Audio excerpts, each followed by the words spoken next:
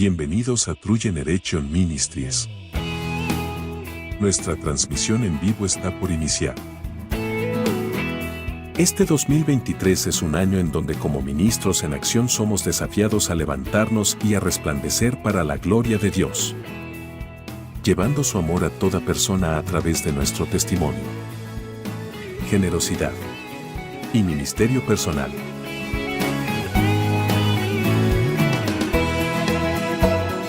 Ven y únete participando activamente de este mover espiritual en la familia de TGN.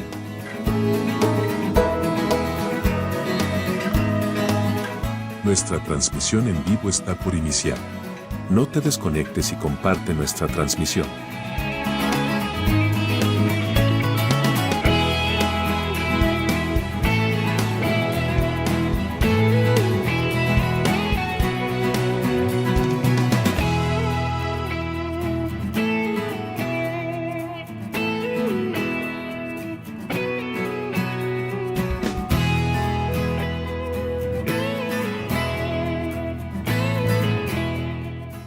Señor, nuestra, Señor, esperanza está puesta en ti, Señor. Nuestra mirada, Señor, no está en hombres, no está, Señor, en políticos, no está en personas que tratan de resolvernos de maneras humanas. Nuestra esperanza y nuestra confianza solo está en ti, Señor.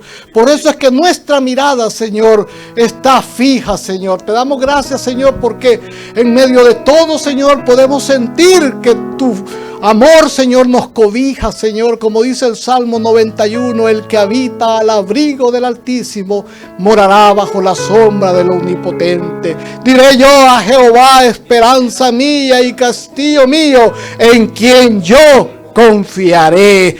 Padre, eso es lo que te pedimos, Señor, que nosotros podamos mostrarte a ti, que podemos confiar plenamente, Señor, en todo, Señor, lo que hemos venido aprendiendo, en todo lo que tú nos has venido enseñando, y que, Señor, de manera práctica y congruente, Señor, nosotros establezcamos la diferencia y que las personas puedan ver que hay un Cristo verdadero en nuestro corazón.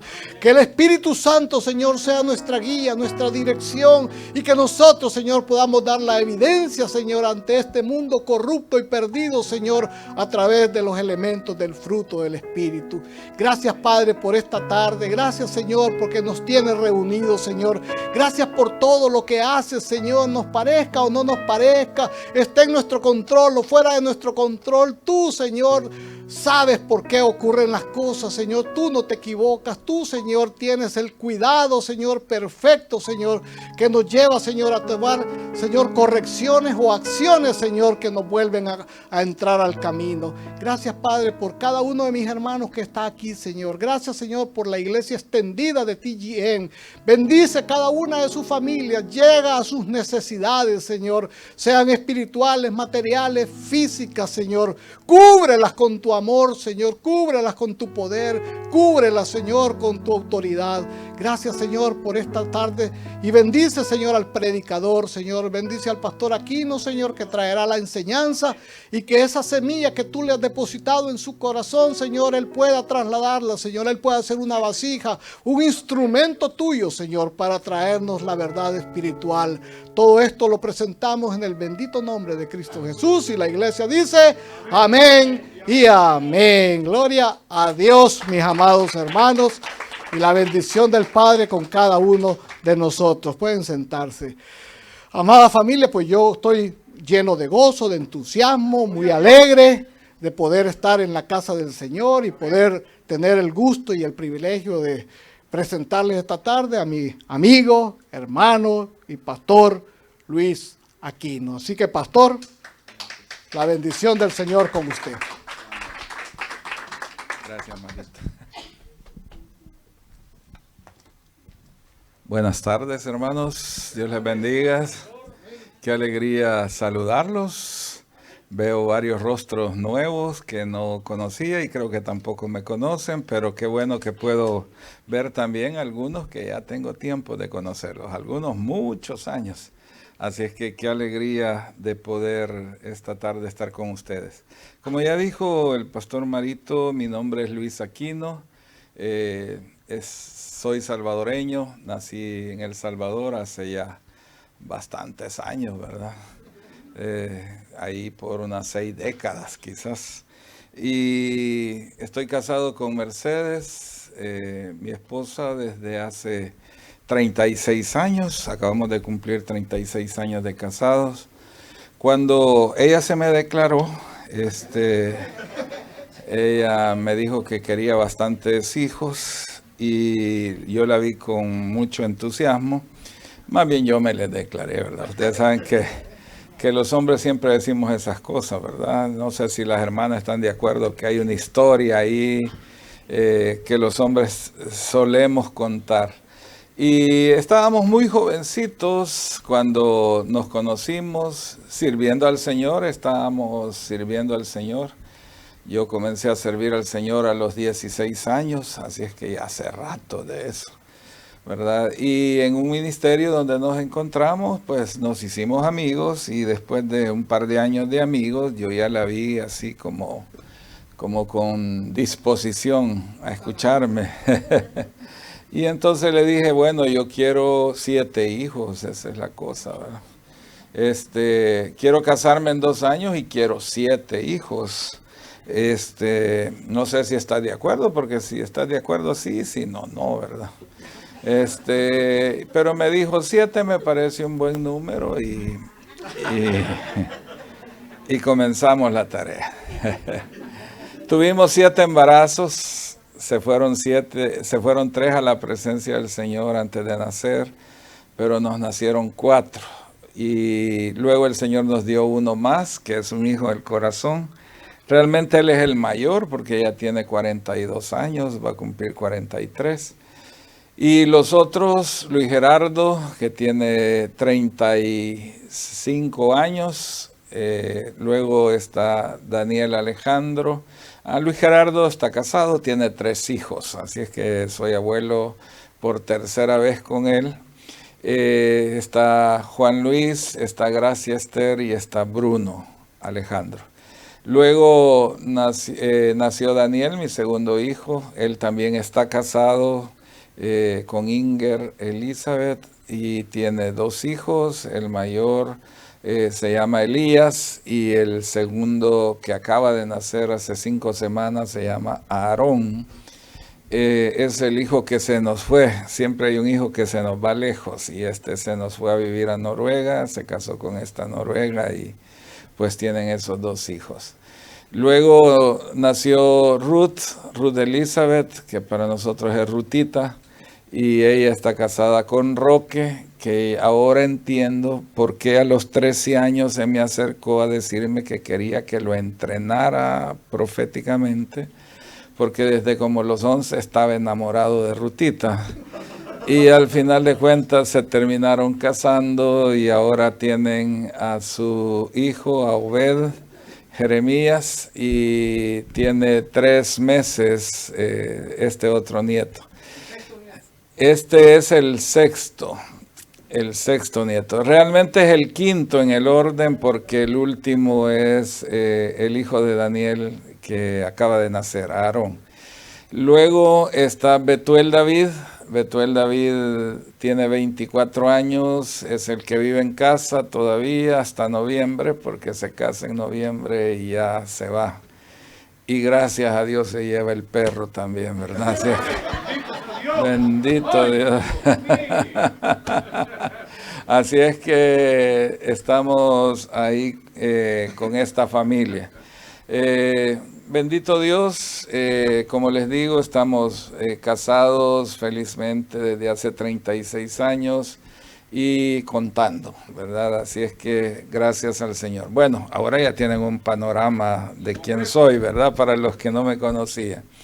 Generalmente vengo con mi esposa, pero ahora vine jueves y me voy mañana, así es que era un viaje corto, básicamente con la intención de estar ahora aquí, ¿verdad? Porque yo aprecio mucho a la familia Alvarado y a la familia TGM, así es que quería estar acá y por eso puse el vuelo para regresarme mañana, pero ya mañana regreso a El Salvador porque el lunes me tengo que ir a Ecuador a predicar toda la semana. Así es que estamos ahí en este llamado que Dios nos hizo. Ya tengo 43 años de estar predicando, casi 44. Así es que Dios nos ha llamado a eso, a servirle a la iglesia y servir a la iglesia ITC, que es Iglesia Transformación de la Ciudad en San Salvador. Así es que yo les quiero llevar saludos de ustedes a ellos, así es que no sé si pueden enviar saludos para ITC. Muy bien, y yo les voy a decir a ellos que ustedes les enviaron saludos. Desde hace un par de meses me comuniqué con Marito para decirle que venía y que íbamos a ver lo de las fechas, y cuando ya coordinamos me dijo, estamos predicando sobre las emociones. Así es que me pidió que me preparara para hablar sobre las emociones. Y coincide que nosotros en la iglesia también estamos hablando un poco sobre las emociones, así es que estamos alineados. ¿Verdad? Y tanto que Marito me dijo, porque hay algunos de aquí que se conectan a ver lo que predicamos allá, y entonces dijo, les voy a decir que no pueden ver los cultos por si llegara a predicar algo parecido. Pero bueno, aunque voy a hablar de uno de los temas que he predicado ya, no voy a predicar lo mismo. Así es que si se conectaron, no se preocupen porque voy a hacer algunos enfoques diferentes. Esta tarde quiero hablar sobre una emoción muy importante porque puede ser una aliada, pero puede ser una condición dañina sobre nosotros. Quiero hablar sobre el temor y hablar sobre esta situación. Creo que el temor ha sido muchas veces causa de conflicto, de problemas en nuestra vida. Porque muchas veces el temor nos ha paralizado y nos ha impedido que podamos alcanzar aquello que Dios tiene para nuestra vida. Y ese ha sido uno de los grandes problemas con los que nos hemos enfrentado. Algunos de nosotros más que otros hemos sido personas con problemas de temores y muchos temores, y hemos tenido que enfrentar eso, ¿verdad? Y la pregunta es cómo resolvemos esta situación del temor. Déjenme mencionar rápidamente algunas expresiones del temor o expresiones comunes del temor. Luego vamos a ir a unos pasajes de la Escritura y luego vamos a tratar de hacer un cierre hablando de algunas cosas que podemos hacer para vencer el temor.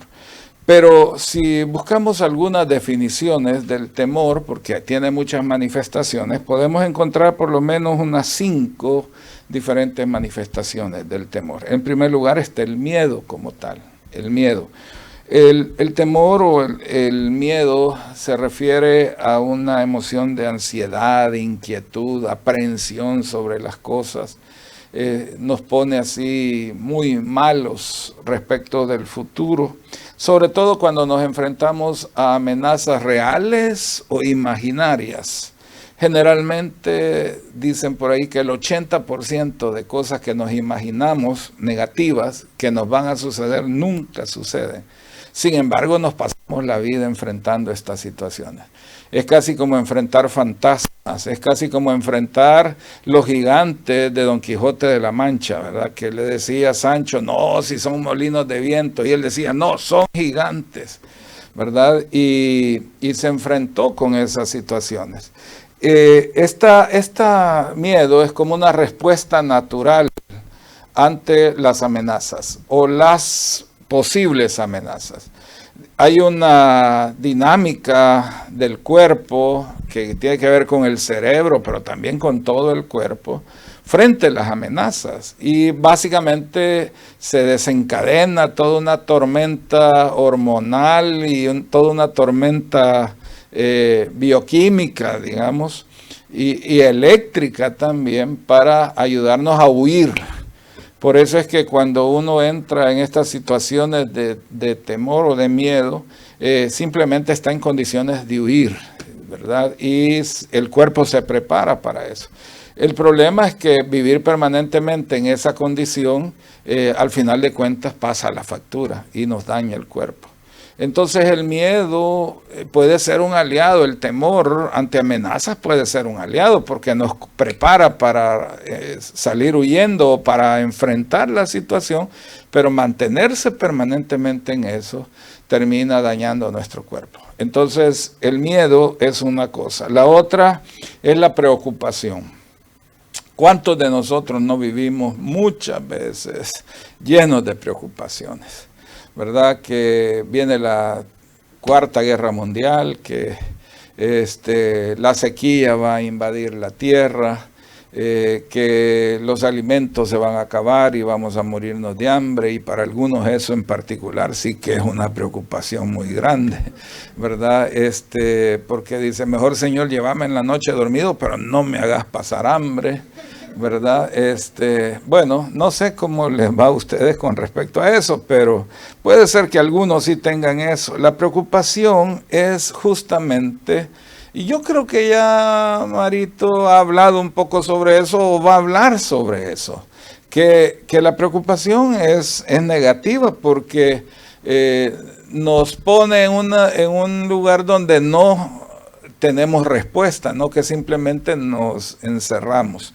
Una persona preocupada pasa todo el día alterada o se encierra y no quiere salir de su habitación o de la casa, etcétera. Entonces, la preocupación es otra expresión del temor, ¿verdad? Es justamente vivir tenso frente a amenazas o posibles amenazas, la preocupación. Otra manifestación del temor es la aprehensión.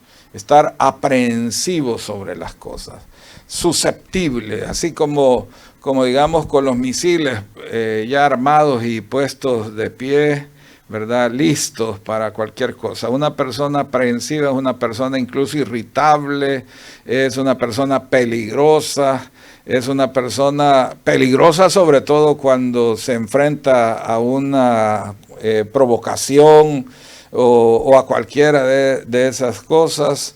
Estábamos hablando esta mañana con Marito acerca del fútbol y el fútbol en las iglesias. Y yo le dije a Marito que yo tomé la decisión en la iglesia de suspender los partidos de fútbol. Un poco radical la cosa, pero es que particularmente mi hijo mayor creía que los partidos de fútbol terminaban con que el perdedor debía de ir a la horca o cortarle la cabeza. Es decir, él creía que cada partido de fútbol se jugaba la vida y había que defenderla. Entonces, si había que quebrarle la chimpinilla, como dicen allá, al otro, había que dejarse ir con todo, pues.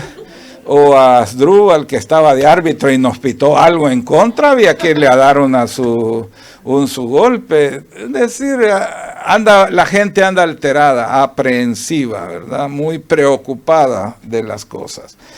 Una cuarta manifestación del temor es la inseguridad, personas inseguras.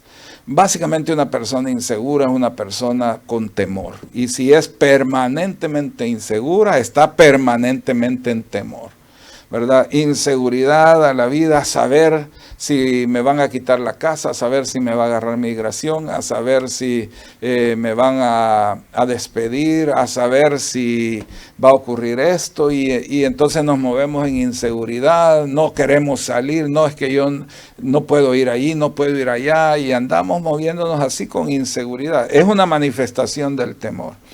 Y la última que quiero mencionar es el tema de las fobias. Las fobias también son otra manifestación del temor.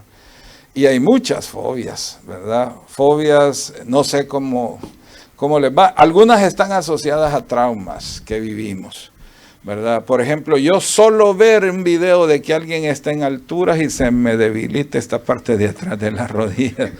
Y siento que me empieza a pulsar y a doler incluso, ¿verdad? No digamos que yo me voy a subir a las alturas y voy a ver así para abajo. Yo esos puentes que son transparentes y que se miran los 250 metros hacia abajo, no me voy a subir, ¿verdad? Pero hay algunos que tienen problemas con las cucarachas, ¿verdad? fobias, o con los ratones, las lagartijas, ¿verdad? No sé si estoy usando nombres que todos conocemos, ¿verdad? O los geckos, ¿verdad? Esos que son transparentes, casi verdes. O las mariposas negras, ¿verdad? Que se meten a la... Ay, alguien se va a morir, ¿verdad? Mariposa negra en la casa, alguien se va a morir. Entonces, sacala por favor, y ahí anda el marido con la escoba por todos lados, quebrando puertas, vidrios, tratando de matar la mariposa. Y la mariposa, si tuviera pensamiento, ¿y qué les he hecho? ¿Yo qué he hecho? Bueno, te metiste en un lugar donde hay fobia. La fobia es otra expresión del temor. Aquí tenemos por lo menos 5 expresiones del temor, desde las más intensas hasta quizás las menos intensas, pero que son expresiones de esto que estoy hablando, del temor. ¿Ok? ¿Dónde está la base del temor? La base del temor, de esta emoción que le podemos llamar negativa, aunque realmente no es negativa, en un sentido, depende desde dónde lo veamos.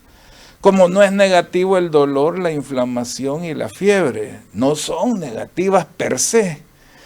Si la fiebre, el dolor y la inflamación no existieran, habría un problema para poder diagnosticar un problema mayor, ¿verdad? Un dolor de abdomen al lado derecho, abajo, que se comienza y se riega hacia la espalda, que es muy intenso, y además hay fiebre, todo eso, pues sí, al médico lo puede orientar y dicen, bueno, de entrada tenemos que descartar apendicitis, hay que descartarlo, no, pero ya me cortaron el apéndice, pues entonces hay que ver qué otra cosa puede ser, o vesícula, ¿verdad? Tuvimos en la iglesia esta semana pasada el caso de un muchacho que de las 11:30 de la noche a las 6 de la mañana no durmió, con un dolor intenso. A las 8 lo llevaron al hospital, a las 10 ya había un diagnóstico, era cálculos en la vesícula y cirugía inmediata. Lo llevaron a quirófano, él ya no soportaba, pidiendo que le dieran analgésico. No te podemos dar, tenemos que llegar hasta todo el diagnóstico. Lo metieron al quirófano, engangrenada la vesícula. Me llaman a las 5 o 6 de la tarde, nos llaman a mi esposa y a mí, y se infartó en el quirófano. O sea, una cosa terrible, en cuestión de 12 horas. Entonces, el dolor, el que lo sabe leer, un médico, se enfrenta a tiempo con un dolor, una inflamación, una fiebre, le va a permitir hacer un diagnóstico y salvarle la vida. Entonces, per se, el dolor, la fiebre y la inflamación per se no son negativas, son aliadas. Pero cuando uno es el que está sintiendo el dolor, claro que es negativo. Entonces digo, depende de donde uno lo vea. De igual manera, estas emociones son las expresiones externas de un problema más interno, más del corazón. Entonces, ¿qué pasa cuando yo estoy con temor? Con cualquiera de estas manifestaciones, ahí hay algo más de base. Entonces necesitamos explorar eso que está de base. ¿Qué es lo que hay ahí de base? Porque el temor y otras emociones negativas, entre comillas, tienen que ver con la percepción, pero también tienen que ver con amenazas. Amenazas reales o incluso imaginarias, pero que existen en el potencial de que sucedan, y frente a una amenaza uno entra con un marco de interpretación, las interpreta y tiene una percepción. Y uno, la pregunta que se hace, ¿esto representa amenaza, sí o no? Y si la respuesta es sí, representa una amenaza, entonces vamos a la siguiente pregunta. ¿Soy capaz de resolverlo, sí o no? Y si la respuesta es no, no soy capaz por mí mismo de resolverla, entonces aparece la emoción. ¿Ok? Ahí es donde se desata la emoción. El temor entonces surge de ahí. El temor surge de una respuesta. No tengo capacidad de enfrentar esta amenaza, que es resultado de una pregunta también, la respuesta a una pregunta. ¿Es amenaza? Sí, es amenaza y no la puedo enfrentar.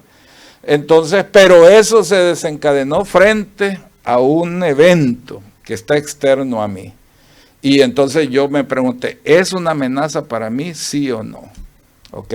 Ahora, la situación puede ser buena, no necesariamente amenaza, pero yo la interpreté como amenaza, ¿verdad? Y a lo mejor lo que está detrás es una gran bendición. Lo que yo interpreté como amenaza no lo es, entonces tiene que ver con cómo yo lo interpreto.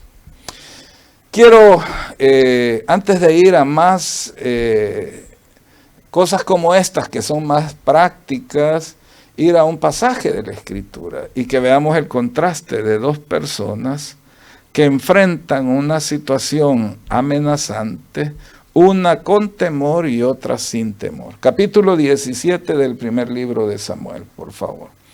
Vámonos al primer libro de Samuel, capítulo 17. Y vamos a leer la historia de dos reyes que están incluso emparentados.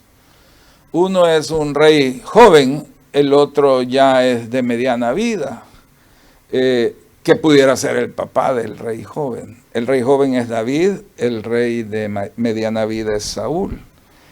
Recuérdense que Saúl llegó a convertirse en el suegro de David, o sea que está como el doble de la vida del uno con el otro. Pero Saúl, fíjense que en el capítulo 17, la historia de Saúl la venimos encontrando desde más atrás. La encontramos desde allá de los capítulos 5, 6, 7 capítulos atrás. Comienza a hablarnos de este profeta Samuel, nos comienza a hablar de Saúl y varios aspectos de su vida.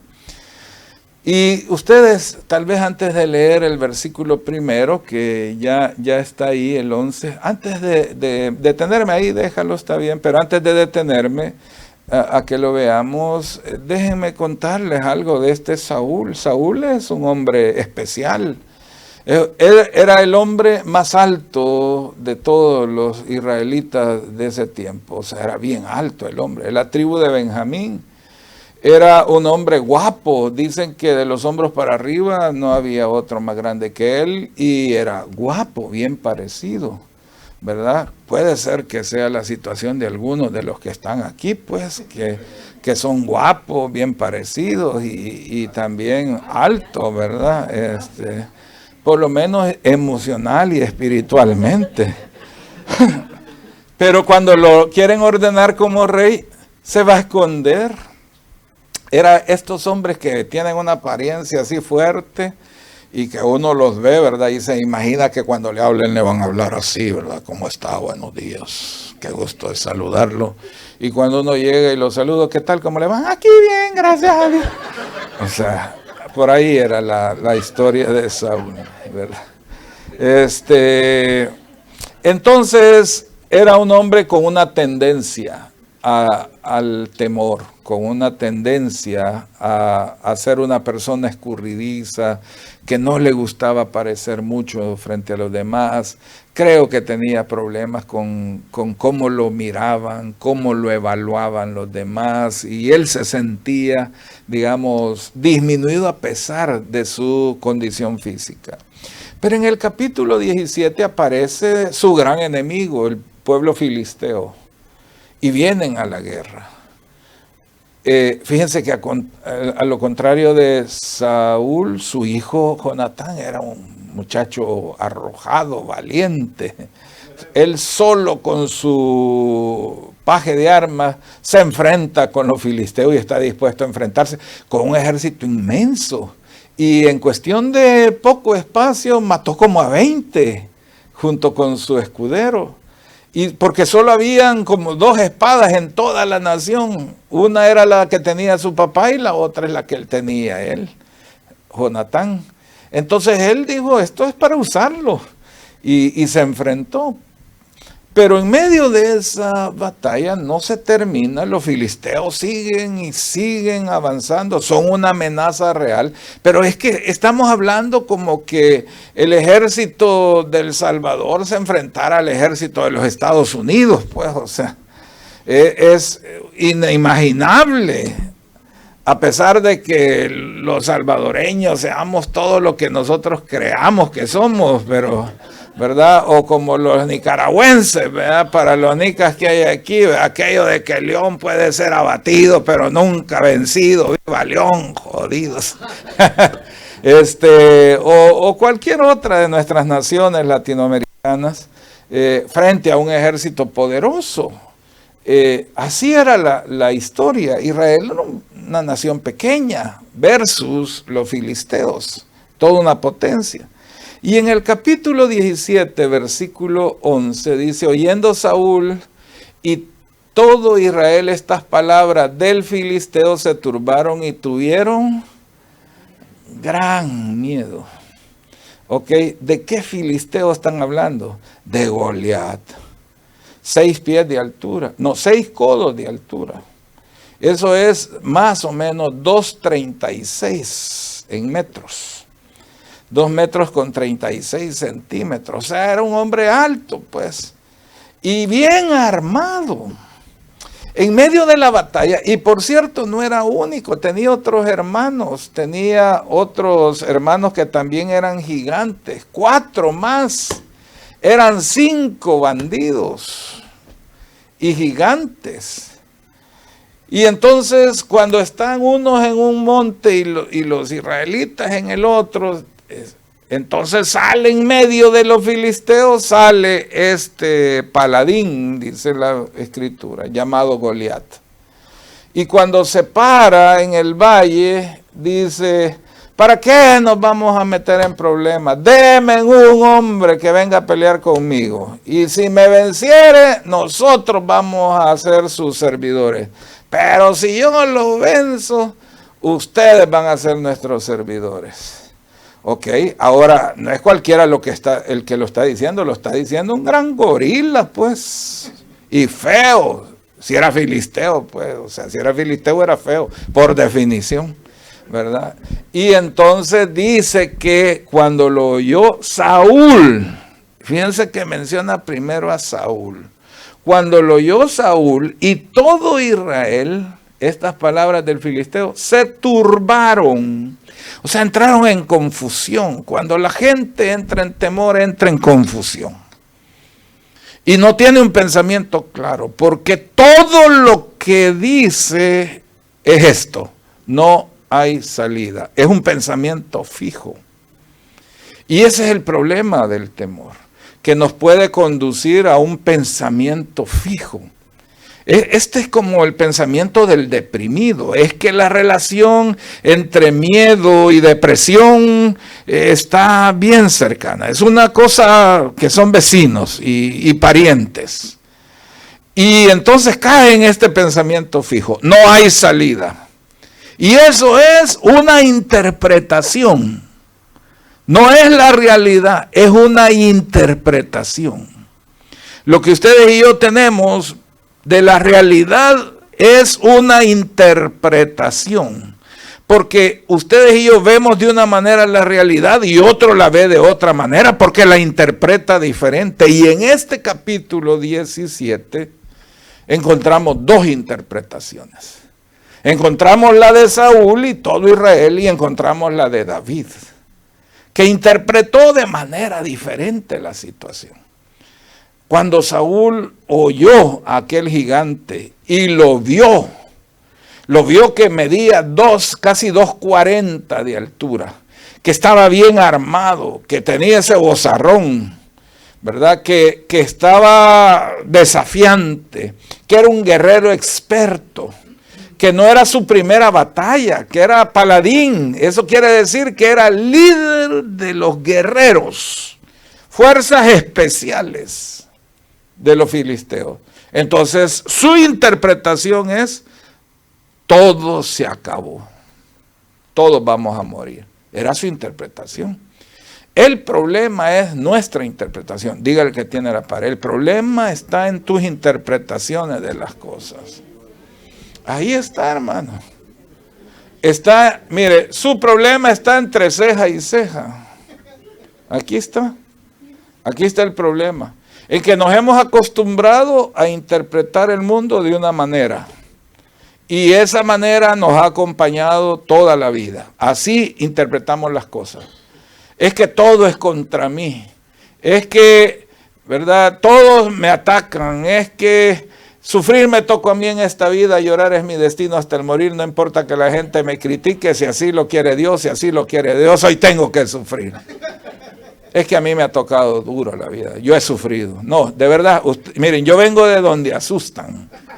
¿Verdad? Es que ustedes supieran, yo sí. Usted es galá, porque ustedes sí se criaron, uy, qué bueno. Ojalá yo me hubiera criado así, pero yo no. Lo poquito que tengo me ha costado sangre, sudor y lágrimas, ¿verdad? Yo sí que la he visto negra toda la vida. Yo a mi esposa, pues sí, de hecho así le digo, la negra. Entonces se turbaron y tuvieron gran miedo. Fíjense que los adjetivos no están por casualidad. Gran miedo. O sea, no era miedo, era gran miedo. No es lo mismo tener miedo que tener gran miedo. Porque te paraliza. El temor te paraliza. Mire, por definición, nosotros, por definición, somos bendecidos. Dios nos ha bendecido. La Biblia dice que con toda bendición espiritual en los lugares celestiales, juntamente con Cristo. Por definición, usted es un bendecido. Pero la interpretación que nosotros tenemos es que no. Es que a nosotros, en vez de irnos bien, nos va a ir mal. En vez de ser cabeza, vamos a ser cola. En vez de estar encima, vamos a estar debajo. En vez de estar adelante, vamos a estar atrás. Esa es la definición que tenemos y la interpretación que tenemos de nosotros mismos. Y por eso vivimos en temor. Creemos que el día de mañana va a ser peor. Ok, ahora, gracias a Dios que, aunque sea medio comimos. Pero mañana va a ser un día de hambre. ¿Verdad? Y esa es la interpretación. Y vivimos así. Vivimos con gran miedo. Esta era la condición de Saúl. Entonces se fue a esconder en su tienda y se encerró. Que esa es la característica. La gente que vive en temor se esconde, se encierra. Se encierra en su tienda o se encierra en sus emociones. Se cierra, ¿verdad? Como Adán, como decía aquí Marito. ¿Verdad? Que está escondido porque está desnudo. Toda la vida había estado desnudo, pero ahora está escondido porque está desnudo. Solo es que cambiaron unas condiciones y todo cambió. Adán, que no era chino, hermano. Es que todo hubiera sido diferente si Adán hubiera sido chino, hermano. De verdad. Si Adán hubiera sido chino, no peca. De verdad, porque en vez de comerse la manzana, se hubiera comido la serpiente. Y ahí lo hubiéramos resuelto. ¿Verdad?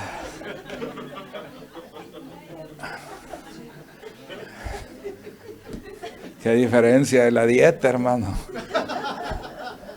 Todo depende de cuál sea su dieta, en conclusión. Se fue a encerrar él y todos. Vamos a la guerra. Y todos se levantaban a formarse en la mañana.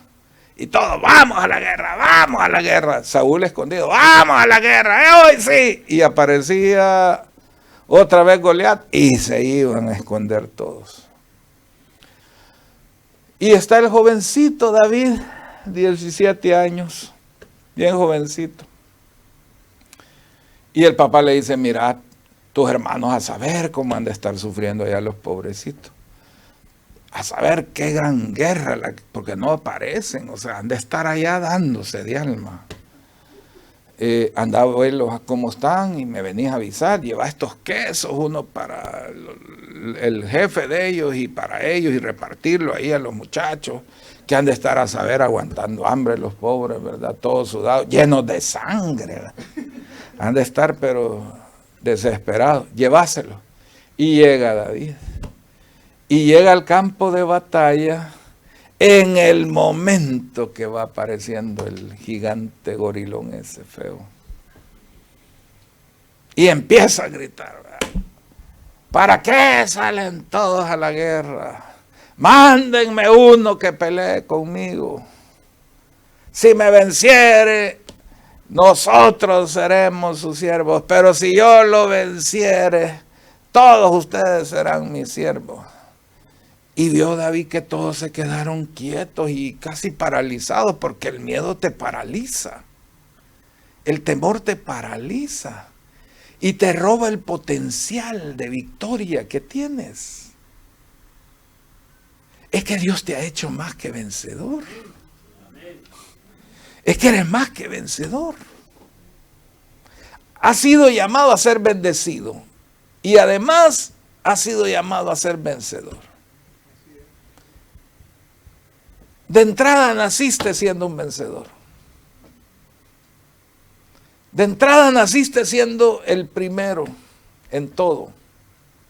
Fuiste el que llegó primero, fuiste el que entró primero, fuiste el que se desarrolló primero, fuiste todo, en todo fuiste el primero. Pero saliste del vientre de tu madre y se te instaló una interpretación. No, yo para eso no sirvo. Yo para eso sí que no sirvo. Y entonces David los ve a todos atemorizados y les dice, ¿y por qué no le van a dar? ¿Por qué no le vuelan la cabeza? ¿Y por qué permiten que salga ese animal a gritar ahí? ¿Y ustedes por qué lo dejan? Si ustedes son israelitas, si ustedes son del pueblo de Dios, si Dios está con ustedes. Y todo, cállate, mo. Te va a oír ese. Los miedosos, siempre que aparece uno que no es miedoso, lo tratan de apagar. Sí. Yo leí un libro, no sé si ustedes lo han leído, si no lo han leído se los recomiendo. Pies de sierva en los lugares altos. ¿Quiénes ya lo leyeron? Pies de sierva en los lugares altos. Solo 3. Pies de sierva en los lugares altos. No lo han leído. No sé qué decirles, hermano. No sé si regañarlos o animarlos. Animarlos, mejor los animo. Vaya. Marito, hay que conseguírselos, Marito. Es una novela espectacular. Es una fábula. Pero es espectacular, es cristiana. Es espectacular. En la iglesia, yo los puse a todos a leer Pies de sierva en los lugares altos. Bien contentos estaban conmigo los de la librería. Porque todos leían Pies de sierva en los lugares altos. No solo eso, montamos la obra de Pies de sierva en los lugares altos. Y sacamos actores y actrices en medio de la iglesia. Y montamos la obra. Usted la tiene que leer, es que eso le va a ayudar. Ojalá y esta semana lo fueran a buscar. Ya van a ir a encontrar como la 35ª edición, porque eso se acaba y vuelven a sacar otra edición. Pies de sierva en los lugares altos. Y en esta se llama Miedosa, ese es el nombre del personaje central, la miedosa, y es miembro de la familia de los temerosos. De los temerosos. Y la quieren casar con su primo el odioso. Cualquier parecido es pura coincidencia, ¿verdad? Y tiene los pies chuecos, la miedosa. Chuecos, pandos, así, dañados, que no les funcionan. Y aparece el rey pastor y le dice, tú estás diseñada para vivir en las alturas, no aquí en el valle de los temerosos. Ya no se las cuento, pero ya les di un adelanto para que la lean. Van a llorar con esa obra, se van a identificar con ella algunos de aquí, porque son primos de la miedosa. Es la historia de la salvación, es la historia de Dios para los hijos de Él. Por eso hay que leerla. Ustedes han oído hablar del progreso del peregrino, de Bunyan. Pues es una parecida, pero el progreso del peregrino, pies de siervo en los lugares altos. Se lee en una semana. Esa es la diferencia. Entonces, todos le dicen, cállate, hombre. Todos lo quieren callar a David. Los hermanos se ponen más violentos. Ya sé, ¿para qué has venido? Has venido de chambroso para ver la gran batalla. ¿Cuál gran batalla? Ahí no había ninguna gran batalla. Ahí lo que había habido era 40 días de una guerra de palabras. Todo ha sido guerra de palabras, en las cuales el enemigo es un especialista. Son guerras de palabras. Todo va a estar peor. De esta no vas a salir. Te van a embargar. Vas a perder la salud. Te vas a morir. Esa enfermedad es para muerte. Tu familia se va a arruinar. Tus hijos se van a perder. De esta no volvés por otra. Una guerra de palabras. El enemigo es un especialista en guerra de palabras. Sabe cómo detenernos con puras palabras falsas. Y entonces otro dice por ahí, y Saúl ya dijo que el que se ponga a pelear con ese gigante y lo venza, le va a dar a su hija como esposa. Y se le abrieron los ojos a David así. Y le va a perdonar los impuestos para el resto de la vida, para toda la familia. Más se le abrieron los ojos. Y va y le dice, ¿qué dijo qué? Que le va a dar a la hija como esposa. Y que además le va a perdonar los impuestos a la familia. Yo voy. Si la muchacha está bonita, pues. Y un poquito, ¿no? Porque la muchacha era bonita, pero tenía sus problemas, ¿verdad? Es que ese es el problema de las bonitas, ¿verdad? Que son bonitas, pero a veces traen problemas, ¿verdad? Entonces, yo voy. Y le van a decir a Saúl, ahí hay un muchacho que dice que él va a pelear contra ese gigante Goliat. Entonces dice Saúl, tráiganlo. Entonces Saúl, esperando que entrara un gran gorilón también, ¿va? Iba entrando un muchachito, pequeñito, porque era chiquito. Y además bien delicadito aparentemente. Es que era artista, era músico, rubiecito. Es que mire, hermano, los bonitos son peligrosos. Así es que cuando me vean, crean que yo soy peligroso. Y entonces entra y le dice, se desinfló Saúl. No, muchacho, tú no vas a poder ir a pelear con ese. Si ese es un militar de toda la vida, ese es un hombre de guerra, es experto, es gigante. Ya le viste la espada que tiene, ya le viste la gran lanza, ya le viste la gran cabeza que tiene y el gran cuerpo. Y le dice a David, pues si eso es lo bueno, que a esa cara, ¿quién no le pega? Bueno, le dice, pero ponete mi armadura, que era la más grande, y no le quedaba. y le dice, no, yo con esto no puedo, yo voy a ir como lo he hecho. Te voy a contar, le dice, yo he cuidado las ovejas de mi padre, y cuando aparecía un león o un oso a quererme robar una oveja, fuera león o fuera oso, yo iba y le quitaba la oveja y mataba al león y al oso. Yo tengo experiencia en matar leones y osos.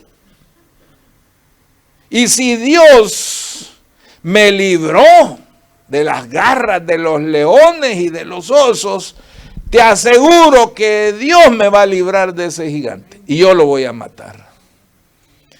Se fue a recordar lo que Dios había hecho en el pasado.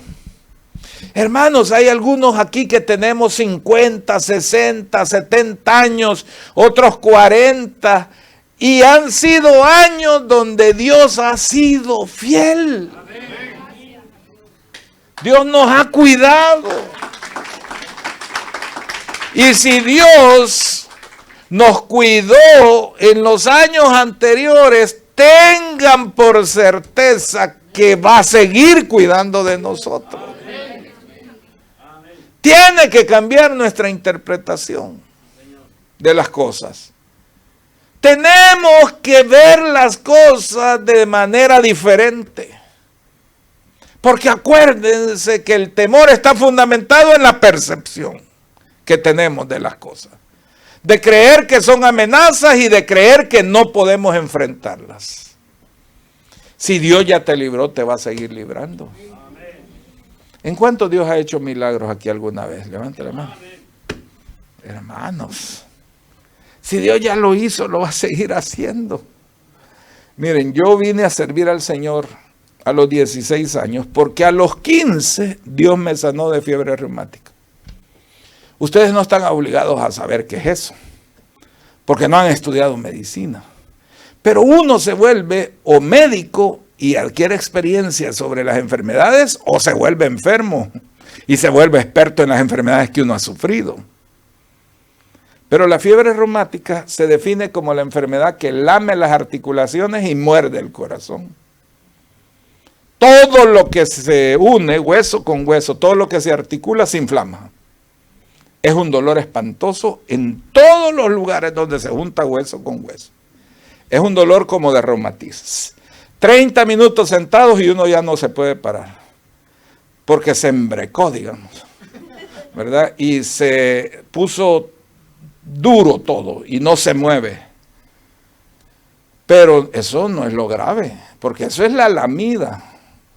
Si el problema es la mordida, muerde el corazón, me estenosó la válvula mitral, la dañó. Eso es irreversible. Una estenosis es irreversible. Me dañó la mitral, una estenosis mitral, irreversible. La única opción, a los 15 años, acostado en el hospital, era, este era el comentario, lástima, hombre.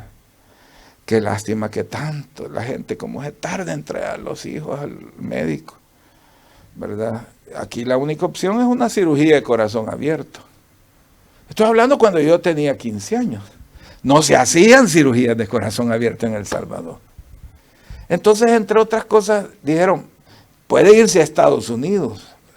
O sea, es que no era agarrar el morral o la mochila o el backpack y venirse a El Salvador para Estados Unidos. Es que no es así la cosa. Y menos yo que tenía problemas de ahí.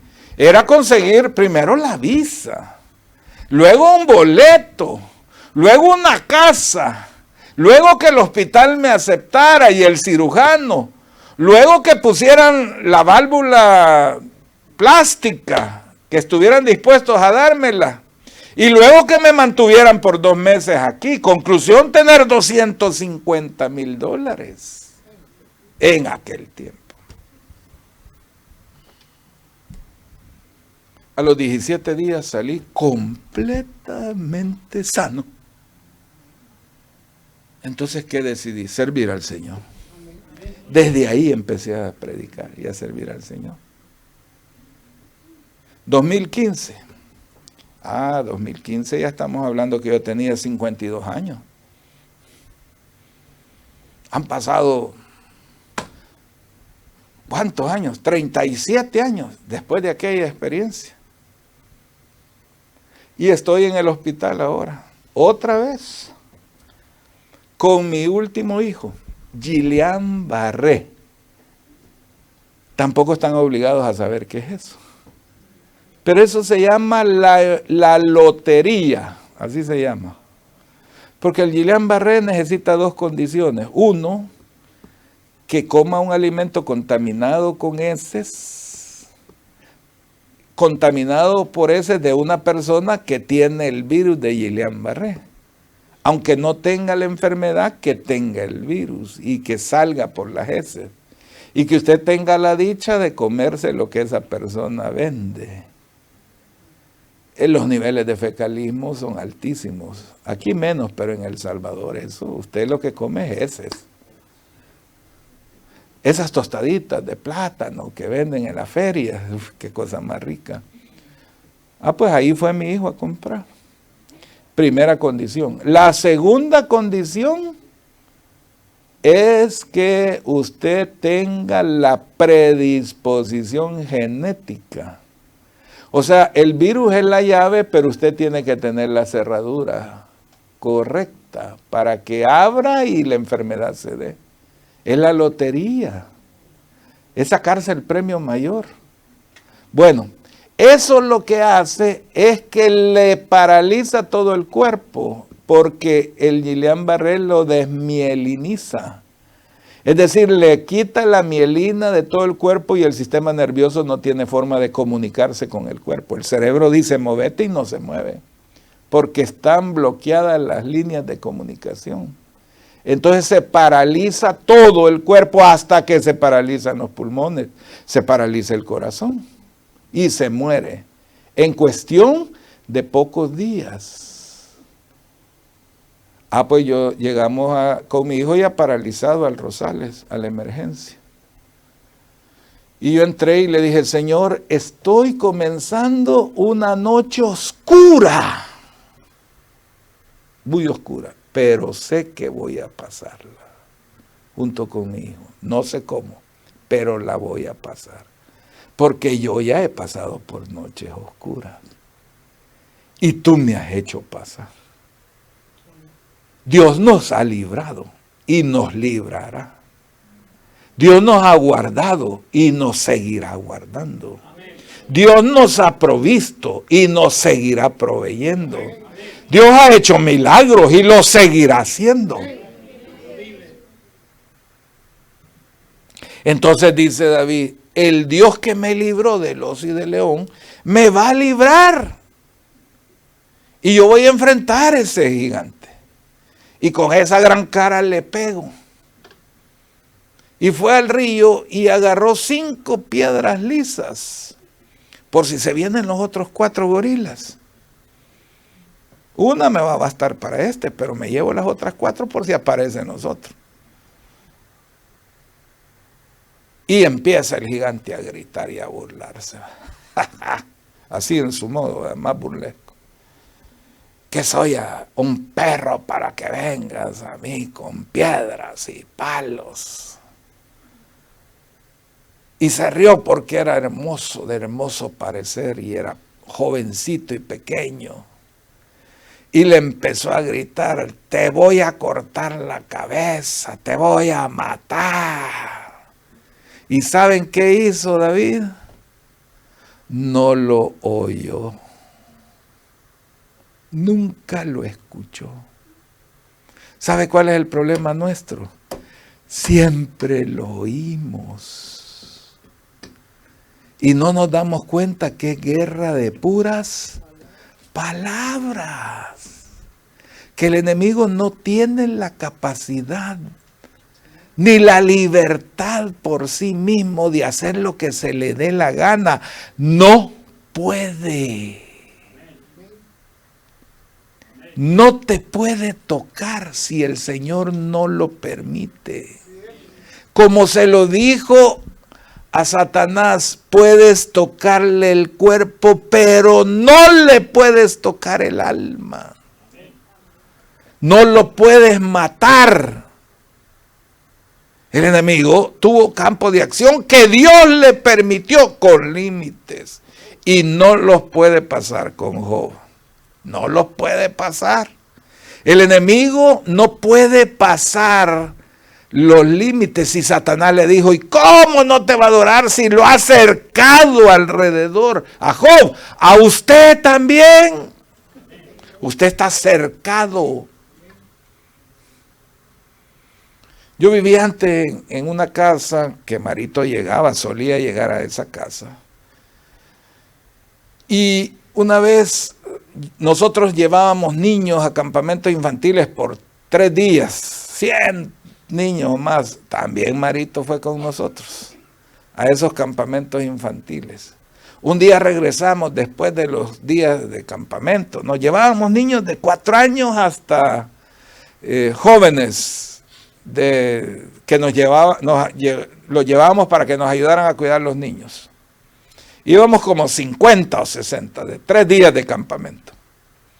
Y regresamos del campamento. Enfrente de donde vivíamos de la casa había una estación de taxis. Y se me acerca un taxista y me dice, mire, ¿y ustedes contrataron un sistema de vigilancia? Me dijo, hoy que estuvieron fuera. ¿Por qué? Le dije yo. Ahí ha estado, me dijo. Ahí en la puerta ha estado. Bien alto, grande, me dijo.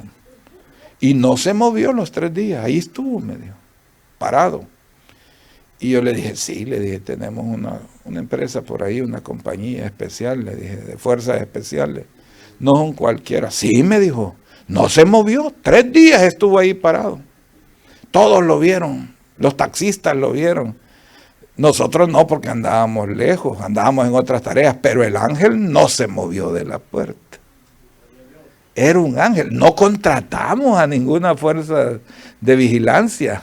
Esa nos la dieron gratis.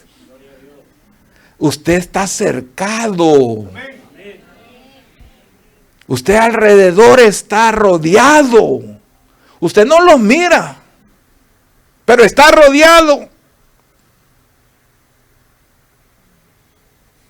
Está guardado. Dice la palabra, el ángel de Jehová acampa alrededor de los que le temen y los defiende. Si es que no estamos hablando de historietas, estamos hablando de lo que la palabra de Dios dice, y usted o lo va a creer o no lo va a creer, o lo vive o no lo vive. Pero si no lo vive, usted va a ser como Saúl y todo su ejército. Pero si lo vive, va a ser como David, burlándose entonces, que soy perro que vienes con piedras y palos. Y David no lo oyó. David de un solo le dijo, tú vienes a mí con espada, lanza y jabalina, pero yo vengo a ti en el nombre de Jehová, el Dios de los escuadrones de Israel, a quien tú has desafiado. Él te va a entregar en mi mano y yo te voy a volar la cabeza y tu cuerpo se lo voy a dar a las aves del cielo y toda esta nación sabrá que hay Dios en Israel. Y salió corriendo a enfrentar al gorilón. Una sola pedrada le dejó incrustada la piedra en la frente, cayó el animal, se fue corriendo, se subió ahí porque dijo, las cosas terminan hasta que terminan. Y yo le dije que le iba a volar la cabeza y agarró la misma espada de él y de un tajo le voló la cabeza. Todo depende de cómo perciban las cosas. O vas a oír las amenazas, vas a ver las circunstancias y vas a creer que son amenazas y las vas a interpretar como amenazas y vas a vivir en temor y has vivido en temor años. O tomas la decisión de que vas a confiar en el Señor, que le vas a creer y que vas a caminar y que vas a saber que Él va a hacer milagros. Entonces entré al hospital con mi hijo paralizado y me escribe un muchacho, lo saludé ayer, de aquí, y me mandó un video y me dijo, Pastor Aquino, yo soy Faruq, me dijo. Yo quiero decirle que a mí me dio Guillain-Barré hace 2 años. Y estuve, me dijo, paralizado. Yo estuve 3 meses en cuidados intensivos, me hicieron una traqueotomía. Tuve que aprender a caminar de nuevo. Y me mandó los videos donde lo tenían en una andadera gigante para que pusiera los pies. 9 meses hospitalizado. Y se tardó 2 años en rehabilitación. Me dijo, a mí me costó $2 millones el tratamiento con el seguro. Eso me cobraron aquí. Y me enseñó los videos. A mí me animó. No porque pensé, híjole, yo no tengo $2 millones. No, me animó porque no era Estados Unidos, allá El Salvador, pues allá las cosas son diferentes. Pero entro al hospital y a la semana, desde el miércoles, mi hijo me dijo, papi, me quiero levantar, quiero ir al baño, ya no quiero estar aquí en la cama orinando. Yo le dije, hijo, eso es imposible, la gran fe mía, eso es imposible. No, papi, si me quiero levantar, me dijo, ayúdame. Y lo levanté y se levantó. Y se fue despacito, se sentó en la silla de ruedas y la llevé al baño. Y lo traje de regreso y se acostó en la cama. Y me dijo, papi, yo voy a salir de aquí. Ya, esta semana salgo. Y el sábado salió caminando y todos en la sala con la boca abierta. En una semana salió caminando. El que lo hizo ayer lo volverá a hacer mañana. Lo volverá a hacer. El Dios que te proveyó ayer te va a proveer mañana. Miren, yo me apoyo mucho en la fe de mi esposa. Y mis hijos también han aprendido mucho. Mi esposa les dice, mire hijos, que ahorita en este momento no haya, no significa que cuando termine el día no va a haber.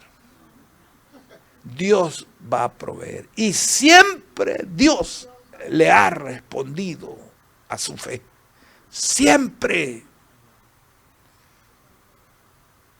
Es importante que venzamos el temor con la fe y con la palabra, sabiendo que Dios está en el control. Y necesitamos cambiar la percepción. Cosas que necesitamos recordar para cambiar la percepción. Primero, Dios es bueno siempre.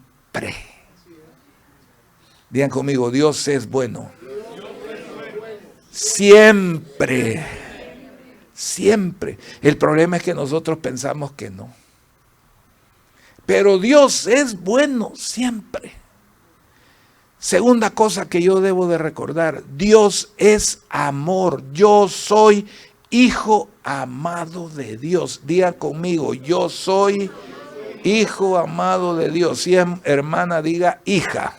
Ok, otra vez, yo soy hijo amado de Dios. No se me tiene que olvidar eso. Dios es mi Padre. Dios es mi Padre. Di conmigo, Dios es mi Padre. Vamos a tener que cambiar la percepción. Algunos de nosotros tenemos una percepción incorrecta porque tuvimos una mala experiencia de paternidad. Nuestro padre no fue bueno quizás. Fue ausente o grosero, abusador. Pero Dios es un Padre bueno. Tiene que cambiar. Y termino con esto. Dice Romanos, Adrúbal, esa no te la mandé, pero buscarlo. Romanos 12:2. Dice el apóstol Pablo, no os conforméis a este siglo. Mire lo que dice, no os conforméis a este siglo. Esa palabra conformarse es la palabra susquematizo. Es una palabra compuesta. Tiene de raíz la palabra esquema. ¿Ok? Susquematizo quiere decir molde. Y cuando dice no os conforméis, quiere decir no tomen el molde, no se amolden a este mundo, a este siglo, a esta manera de pensar. No os conforméis a este siglo, sino transformaos. Esa palabra es la palabra metamorfó. Hay dos palabras que se traducen como forma. Una es la palabra esquema, en griego, esquema, de donde viene susquematizo, esquema. Le dicen a uno, hágame un dibujito de una casa, pero hágame un esquema, la forma externa. Y la otra palabra es de forma, es formos, o forma. Y la palabra que está ahí es morfo, de forma. La palabra es transformado, metamorfosis. Metamorfosis. ¿Cuál es la diferencia entre esquema y morfo? Las dos significan forma, pero esquema es la forma externa y morfo es la forma que surge de adentro para afuera. ¿Ok? Eso es morfo. Entonces dice, no os conforméis o amoldéis a este siglo, sino transformaos. Un cambio de adentro para afuera. La Biblia habla mucho de eso. Dice que el corazón alegre hermosea el rostro. Te cambia la cara cuando el corazón está alegre. Un corazón triste o preocupado te seca y te deja la cara fea. Te pone la cara de enfermedad, de muerte. Te pone una cara de aflicción, de tristeza. Entonces dice Pablo, no se conformen a este siglo, no se amolden a lo que dicen las circunstancias, lo que dicen los periódicos, lo que dicen las noticias, lo que dice la gente. No se amolden, sino que transfórmense de adentro para afuera. Metamorfosis, metamorfosis es ese proceso que viven algunos animales. Es el proceso que vive la oruga, que se encierra en un capullo y luego sale mariposa. Comenzó como oruga y termina como mariposa.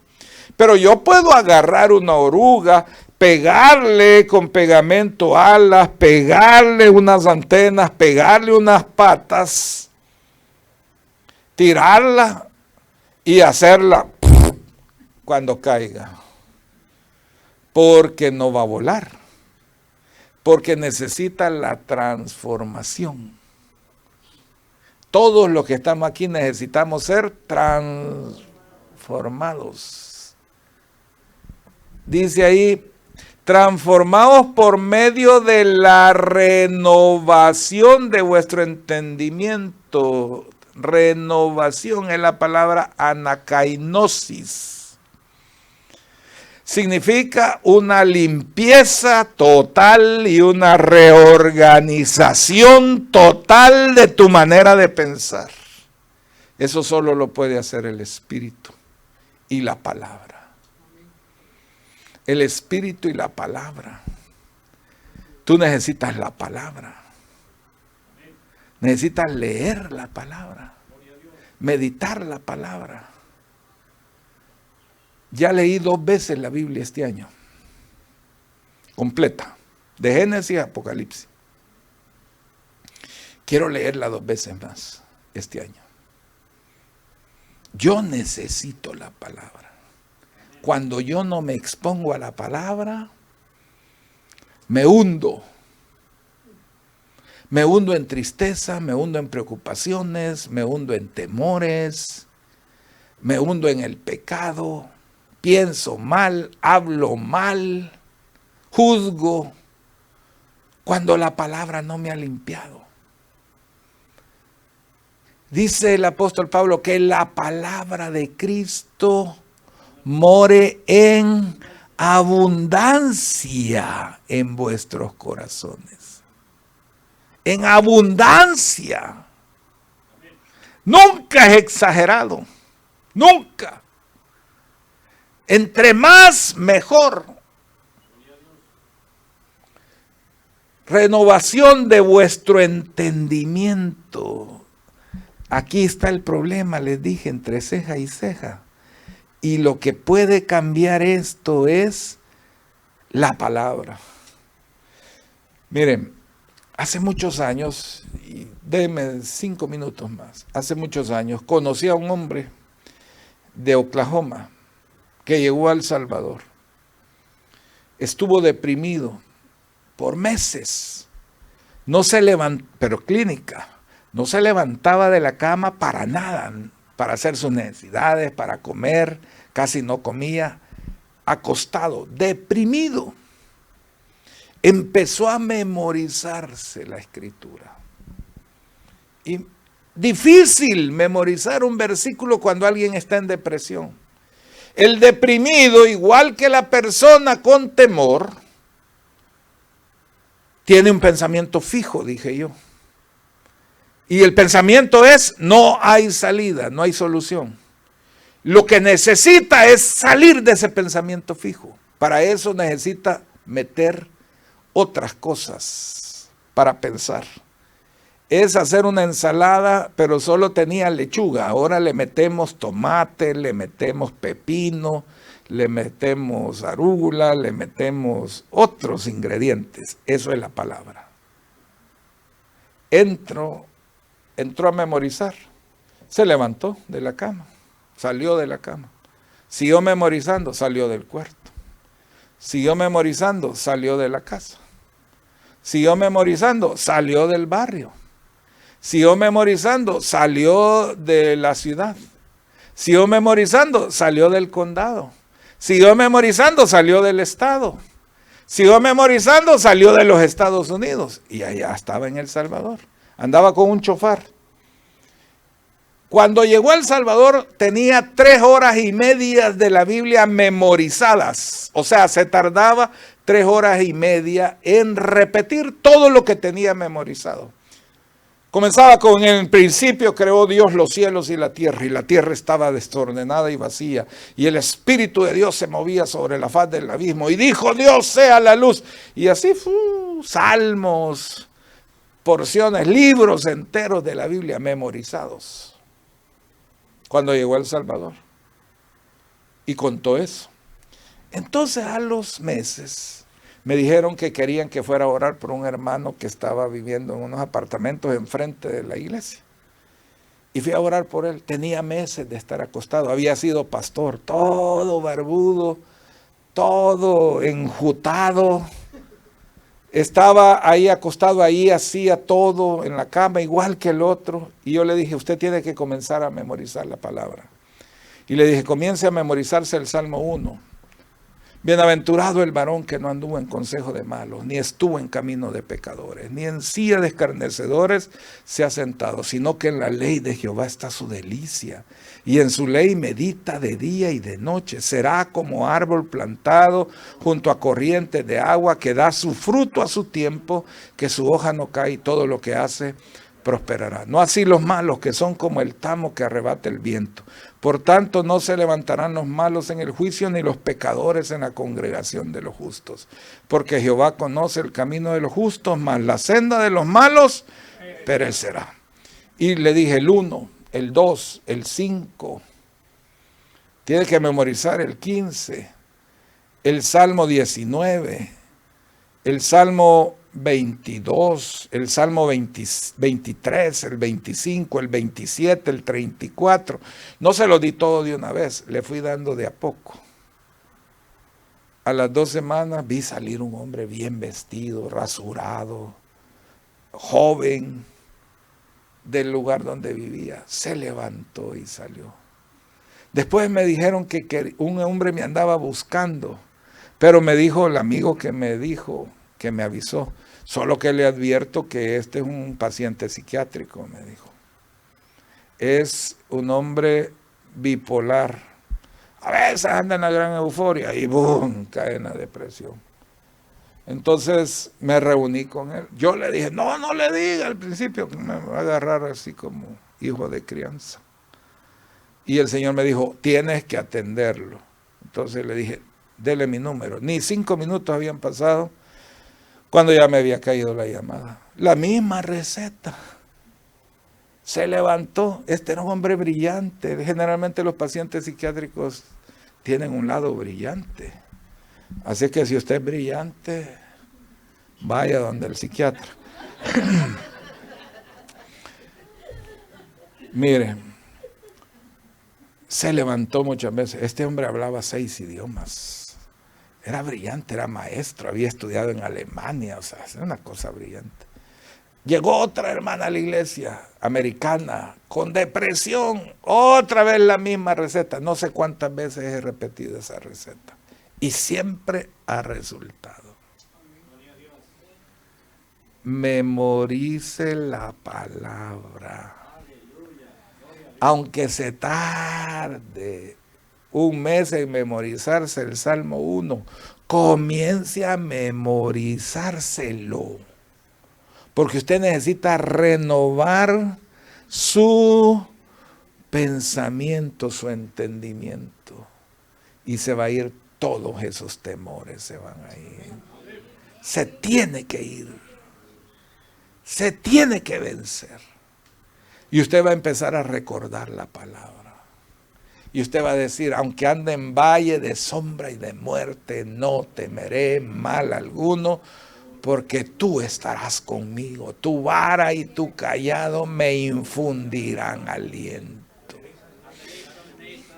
Gloria a Dios. O va a decir, el que habita al abrigo del Altísimo morará bajo la sombra del Omnipotente. Diré yo a Jehová, esperanza mía, castillo mío, mi Dios en quien confiaré. Él te librará del lazo del cazador, de la peste destructora. Con sus plumas te cubrirá y debajo de sus alas estará seguro. Y usted va a seguir con la palabra. Memorizar la palabra para vencer el temor. ¿Dónde está el origen del temor? En su percepción, en sus pensamientos. Usted necesita meter otros pensamientos, los de la palabra, para que su mente se alinee. Y el temor será vencido. En el nombre de Jesús.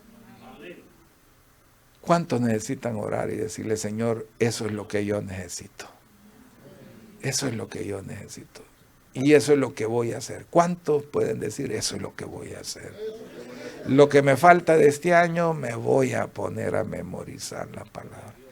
¿Qué debe hacer con la palabra? Léala. Léala. Mire, usted tiene chance de leer toda la Biblia todavía. Yo le cuento que cuando yo estaba en el ministerio leíamos la Biblia completa en 3 días. 24 horas sin parar. Yo la leí la primera este año en 1 semana y media. Leía 100 capítulos diarios. Me retiré. Era un ayuno. Y leer la palabra. No necesitaba leerla, solo ponía el audio y yo irla viendo y el audio me la iba leyendo. Y yo la iba viendo para no gastarme la garganta. En 1 semana y media, 100 capítulos diarios. Si usted lee 10 capítulos diarios, usted la va a leer en 6 meses. Y la puede leer 2 veces al año. Yo vi hacer eso a mi mamá por más de 25 años. La leyó en esa época que yo la vi más de 50 veces. Soy deudor. No puedo hacer nada menos yo que eso. No puedo irme de esta tierra sin haberla leído, por lo menos la cantidad de veces que la leyó mi mamá. Necesitamos leer la palabra. Vamos a orar. Señor, esta tarde entendemos, Señor, que mis emociones deben estar alineadas a tu voluntad, a tu palabra.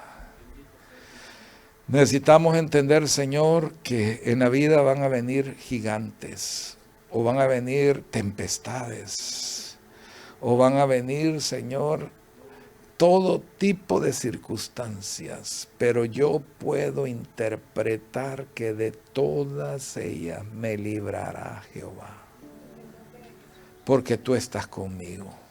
Tu vara y tu cayado me van a infundir aliento. Siempre vas a aderezar mesa delante de mí en presencia de mis angustiadores. Siempre vas a ungir mi cabeza con aceite y siempre mi copa va a estar rebosando. Ciertamente el bien y la misericordia me seguirán todos los días de mi vida, y en la casa del Señor moraré por largos días, para siempre.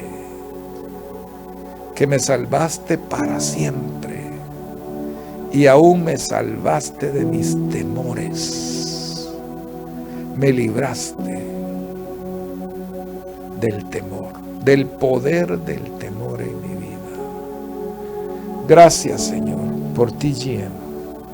Gracias por Marito y Lisette, sus hijas, que serán testigos siempre de la manifestación de tu poder.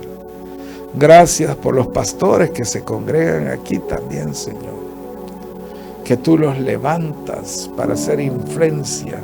Gracias por los hermanos y hermanas, los adultos, bien adultos, y los jovencitos que traes a este lugar, porque este se volverá siempre un lugar de adoración, un lugar de la palabra, un lugar de refugio, un lugar de bendición, un lugar que será, Señor, como el estanque de Betesda, un lugar donde tú vendrás a hacer milagros siempre, porque será una casa de misericordia siempre.